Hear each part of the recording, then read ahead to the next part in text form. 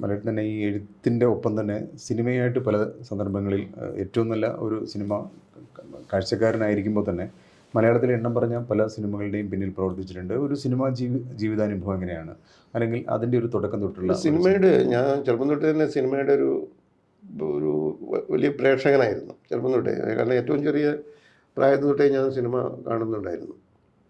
അപ്പം ഞാനൊരിക്കൽ K S സേതുമാധവനും ആയിട്ട് ഞങ്ങളൊരു അവാർഡ് കമ്മിറ്റിയിൽ ഇരിക്കുമ്പോൾ ഞാൻ കണ്ടപ്പോഴേ ഞാൻ ആദ്യം ചോദിച്ചു സേതുവാട്ടിന് ചെയ്ത ആദ്യത്തെ സിനിമ ഏതാണ്. അപ്പോൾ എന്നോട് സേതുമാധവൻ അവർ പറഞ്ഞു അത് ബാലനൊന്നും കണ്ടിട്ടുണ്ടാവില്ല, അന്ന് ജനിച്ചിട്ട് തന്നെ ഉണ്ടാവില്ല എന്ന്. ഞാൻ എന്നാലും പറയാം ഏതാണ്.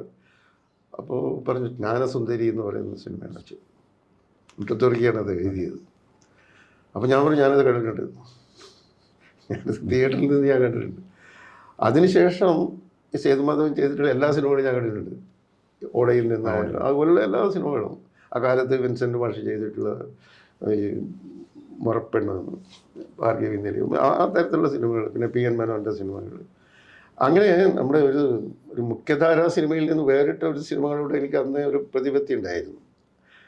അതാണ് പിന്നീട് അടൂർ ഗോപാലകൃഷ്ണനിലും അരവിന്ദനിലും കെ ജി ജോർജിലും ഒക്കെ നമുക്ക് ആദ്യമൊക്കെ ഉണ്ടാക്കുന്നത്. അവരിലൊക്കെ ആ സിനിമകളുടെയൊക്കെ ഒരു വളരെ ആ സിനിമകളൊക്കെ നമ്മളെ കാണുകയും അതിനെക്കുറിച്ച് സംസാരിക്കുകയൊക്കെ ചെയ്യാറുണ്ടായിരുന്നു. ആ ഒരു ഘട്ടത്തിൽ ചിലപ്പോൾ എഴുതാനുണ്ടായിരുന്നു. പിന്നീട് ഫിലിം സൊസൈറ്റി പ്രസ്ഥാനം വരികയും ഫിലിം സൊസൈറ്റിയിലൂടെ 75 ആ കാലത്ത് തൊട്ട് സിനിമകൾ, ലോക സിനിമയിലെ ക്ലാസിക്കുകളും പതിവായിട്ട് കാണാൻ തുടങ്ങുകയും ചെയ്തു. അങ്ങനെയാണ് നമ്മൾ ഫ്രഞ്ച് സിനിമയായിട്ടോ ജർമ്മൻ സിനിമയായിട്ടോ റഷ്യൻ സിനിമയായിട്ട് ജാപ്പനീസ് സിനിമയായിട്ടും ഒക്കെ ഒരു വലിയ പരിചയം സിദ്ധിക്കും. അതൊരു നിരന്തരമായിട്ടുള്ള പ്രക്രിയയായിരുന്നു. പിന്നീട് അന്താരാഷ്ട്ര ചലച്ചിത്രമേളകൾ റിപ്പോർട്ട് ചെയ്യാൻ വേണ്ടിയിട്ട് പോകാൻ തുടങ്ങി. കൽക്കട്ടയിൽ, ഡൽഹിയിൽ, മുംബൈയിൽ, ഹൈദരാബാദിലൊക്കെ പോകാൻ തുടങ്ങി. അതിനുശേഷം പിന്നെ ഞാൻ റിപ്പോർട്ടിങ്ങിന് അല്ലാതെ എല്ലാ ഫെസ്റ്റിവലുകളിലും സ്ഥിരം പ്രതിനിധിയായിട്ട് ഇപ്പോഴും പോകാറുണ്ട്. കഴിഞ്ഞ വർഷവും ഗോവയിൽ ഇപ്പോൾ 20 വർഷമായിട്ട് പതിവായിട്ട് ഇപ്പോഴും പോകാതിരിക്കുന്നത് നവംബറിൽ. സിനിമയോടുള്ള നമ്മുടെ ഒരു പാഷൻ ഉണ്ടായിരുന്നു. പക്ഷെ ഞാൻ സിനിമയുടെ ഒരു മേഖലയിൽ പ്രവർത്തിക്കണമെന്ന് എനിക്ക് അന്ന് ഒരു വലിയ ആഗ്രഹം ഉണ്ടായിരുന്നു. കാരണം ഞാൻ സിനിമയെക്കുറിച്ച് എഴുതാൻ തുടങ്ങിയായിരുന്നു. സിനിമയെക്കുറിച്ച് എഴുതിയിട്ടുള്ള ഒരു പുസ്തകത്തിന് എനിക്ക് സംസ്ഥാന അവാർഡൊക്കെ കിട്ടിയിട്ടുണ്ട്. സ്റ്റേറ്റ് ഗവൺമെൻറ്റിൻ്റെ അവാർഡ് ഉണ്ടായിരുന്നു.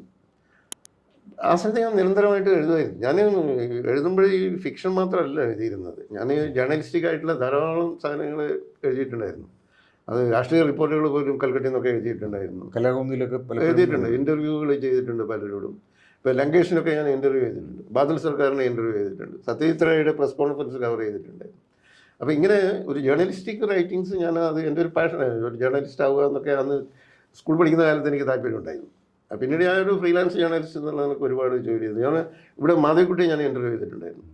മാധവിക്കുട്ടിക്ക് 60 വയസ്സ് തികയുമ്പോൾ വനിത ഒരു പ്രത്യേക പതിപ്പായിട്ട് അവർക്കുള്ള ഒരു ആദരാഞ്ജലിയായിട്ട് ഒരു പതിപ്പ് ഇറക്കാൻ വേണ്ടി തീരുമാനിക്കുക. അതിന് പത്രത്തിലായിരുന്നു മണർകാട് മാത്യു എന്നെയാണ് ചുമതലപ്പെടുത്തിയത് ഇൻ്റർവ്യൂ ചെയ്യാൻ വേണ്ടി. ഇവിടെ ശാസ്ത്രമംഗലത്തെ സ്ഥാണുവിലാസ് ബംഗ്ലാവിൽ താമസിക്കുന്ന കാലത്ത് ഞങ്ങളൊരു ടീമായിട്ടാണ് പോയത്. പക്ഷേ ഇൻ്റർവ്യൂ ചെയ്തതും എഴുതിയതും ഞാനാണ്. അപ്പോൾ അങ്ങനെയുള്ള കുറേ കാര്യങ്ങൾ അതിൻ്റെ കൂട്ടത്തിൽ തന്നെ ചെയ്തിട്ട് പോകുന്നുണ്ടായിരുന്നു മറ്റ് മേഖലകളിൽ. അപ്പോൾ സിനിമയിലേക്ക് എനിക്ക് ഞാൻ വരുന്നത്, സിനിമയുടെ എഴുത്തിലേക്ക് അതിൻ്റെ പ്രായോഗിക തലത്തിലേക്ക് ഞാൻ വരുന്നത് കെ ജി ജോർജ് ക്ഷണിച്ചപ്പോഴാണ്. പക്ഷേ അതിന് കെ ജി ജോർജിനെ അതിന് മുമ്പ് ഞാൻ കാണുന്നുണ്ട്, പത്മരാജനെ കാണുന്നുണ്ട്, അരവിന്ദനെ കാണുന്നുണ്ട്. ഇവരൊക്കെ ആയിട്ട് സൗഹൃദവും ബന്ധമൊക്കെ ഉണ്ട്. ഭരതനെ, എല്ലാവരുമായിട്ടും നല്ല സൗഹൃദവും ബന്ധമൊക്കെ ഉണ്ട്.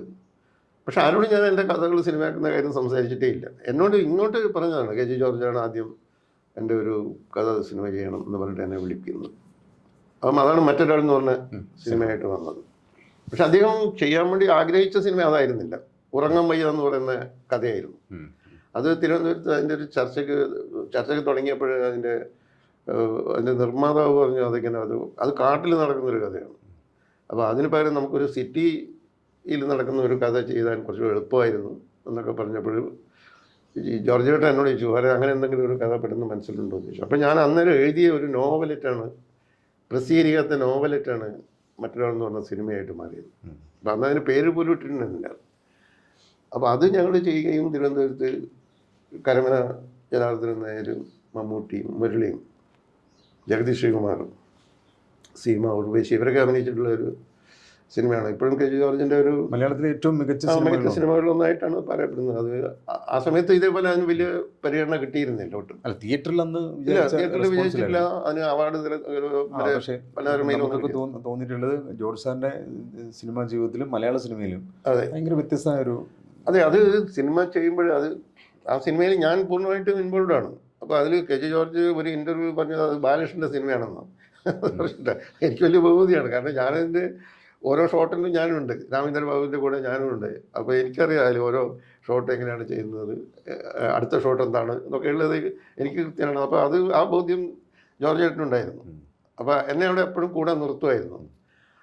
അപ്പോൾ അങ്ങനെയുള്ളൊരു ഒരു കളരിയിൽ പരിശീലനം കിട്ടി എന്നുള്ളതാണ് സിനിമയിൽ പ്രവർത്തിക്കുമ്പോഴുള്ളൊരു വലിയ കാര്യം. ഞാൻ എപ്പോഴും എൻ്റെ ഒരു ഗുരുതുല്യനായിട്ടാണ് കെ ജി ജോർജിനെ കാണുന്നത്. ഇത് സിനിമകൾ മുഴുവൻ ഞാൻ കണ്ടിട്ടുണ്ടായിരുന്നു.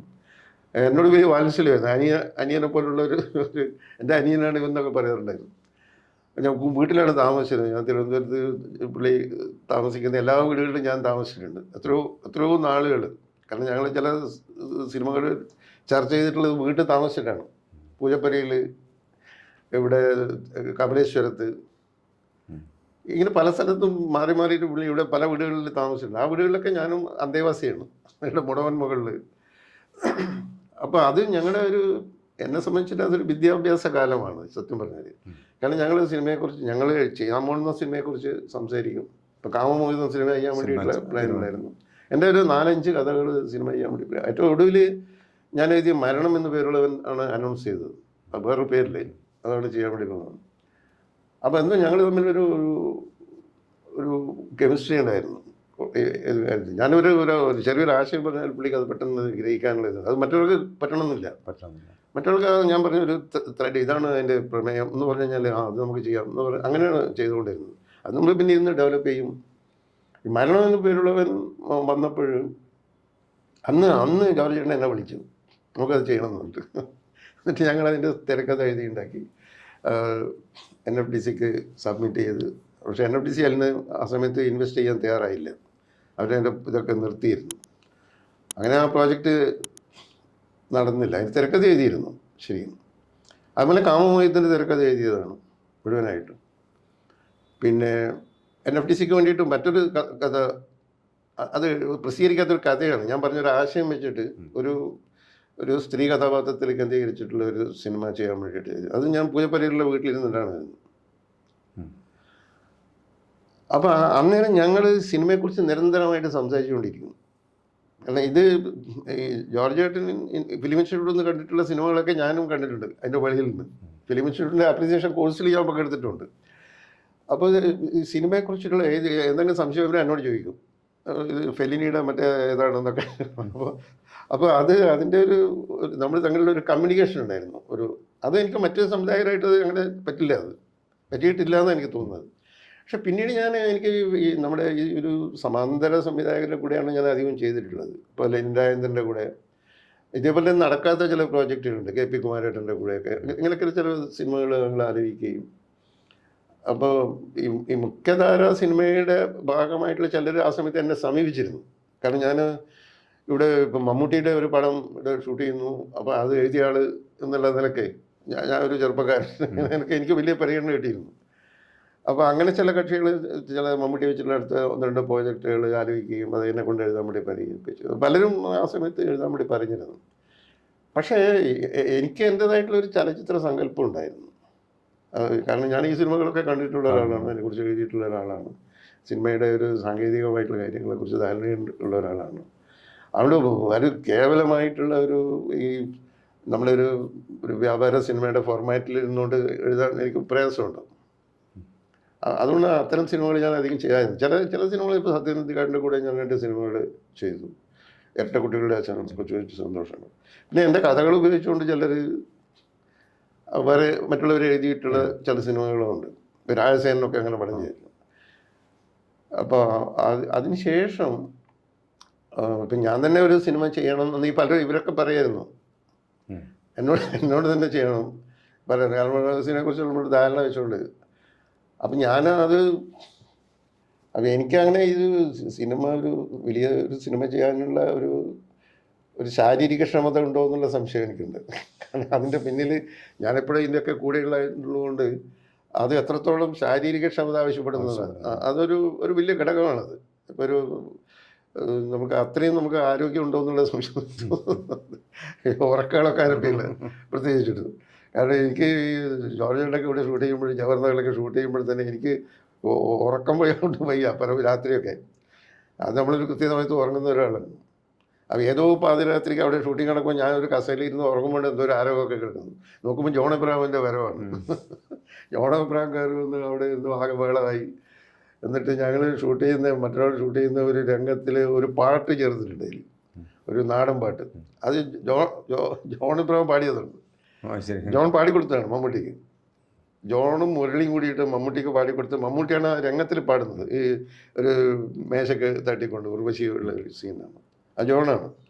അല്ല ഞാൻ പറഞ്ഞു തന്നെ ഇതിൻ്റെ യാത്രകളുണ്ട്. നമ്മൾ ഈ ഒരിടത്തിൽ നിന്ന് എഴുതുന്ന പോലുള്ള ഒരു ഇതല്ല അത്. ഇതിൻ്റെ യാത്രകൾ ചെയ്യണം, വളരെ സാഹസികമായിട്ടുള്ള ഇതൊക്കെ കൊണ്ടാണ് ഞാൻ അതിന് മടിക്കാതിരുന്നത്. പിന്നെ ഒന്നാമത് ഇതിൻ്റെ ഒരു മൂലധനം എന്ന് പറയുന്ന ഒരു വലിയ പ്രശ്നമാണ്. അപ്പോഴേക്കും സിനിമ കുറെ കൂടി വലിയ മൂലധന ശക്തി വേണ്ട ഒന്നായിട്ട് മാറിയിരുന്നു.